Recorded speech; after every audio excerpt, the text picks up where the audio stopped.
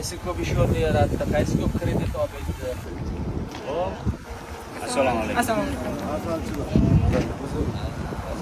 Asal bilan 2018-yildan beri shug'ullanamiz. Bu asal orqali o'qishni ham tugatdim. Bozorga sotyapsizmi yo kelib olib ketyaptimi? Farqi yo'q, bozorga ham chiqaramiz, uydan ham kelib olib ketadi. Uydan ham. Endi buni oldingi birinchi partiyada Saqlab turadi, 10 ishga tushganda qanot yig'laydi, 10 ga chiqadi ulardi. Bu masalan 12-18da meni shura 20 ga berasam. O'rdak ham saniki. Nechta? 10 tami, 20 tami, 20 tami. Ko'paytir buni ham. Hozir o'rganishga qildik. Kuniga bir 10 ta tuxum beryapti. Bu kechada zat qo'yapti. 10 tadan tuxum olyapti. Hosilni yig'ib olgandan keyin ikkinchi ekin sifatida bu yerlarimizda sabzi, shalg'om, tariq, makka jo'xori kabi ekinlarimizni ekkanmiz va qolaversa mana bu chorvachilik, O'zing nima ish qilasan? o'zim oldin ishsiz edim. Migratsiyada yurar edim. Oyiga Nega bording migratsiyaga? Rossiyaga borib kelgan. Yaxshi ishlar jo'q.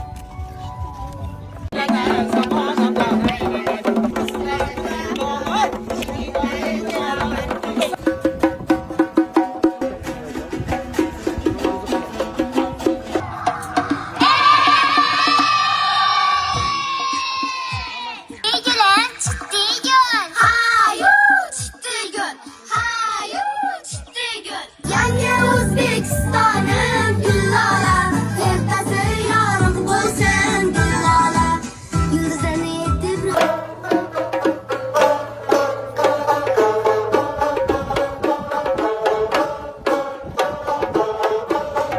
Akel oynayda baland tog'larning o'tiga, ay bir maydandan qilasaring og'alara. Bombaram olay deb keldim, kelgan olay deb keldim, mana shu o'tirgan yili xalqimning ko'nglini olay deb keldim. Yetti tomning manbajalari sirildi, yetti tomga qarab katta texnikalar qirildi. Bir maydonda hokim bor quloq solg'in, Islomdan Ko'kdala tumani qurildi. oldin kirgan 38 ta o'quvchimiz. Shundan 16 nafar tibbiyot oliygohiga kirgan. Qayerga kirdingiz? Toshkent tibbiyot universiteti meditsinaga. Rahmat qizim, rahmat. Toshkent davlat tibbiyot universiteti. Siz ham o'shaga kirdingizmi? Jahon iqtisodiyot va diplomatiya universiteti. Rahmat. O'zbekiston jurnalistika va ommaviy kommunikatsiyalar universiteti. Rahmat. O'zbekiston davlat jahon tillari universiteti. O'zbekiston davlat jahon tillari universiteti. Zo'rmi mana? Omad sizlarga. 8 ta. Qani yigitlarchi? Samarqand davlat media universitetiga. Samarqand davlat universitetiga. Sanchi? Samarqand davlat tibbiyot universiteti. Qaram tibbiyot. Sanchi yigit.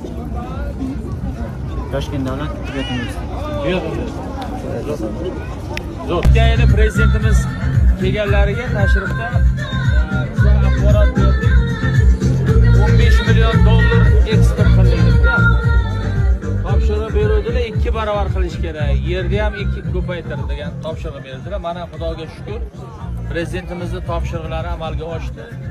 Hozirgacha Ko'kdala tumanidan mana shu tarvuzli eksporti 34 million dollar bo'ldi. Bu 2 barobarga oshdi. 34 million dollar. Albatta bunga mana sizlarga o'xshagan dehqonlarimizni, fermerlarimizni, tadbirkorlarimizni xizmati katta.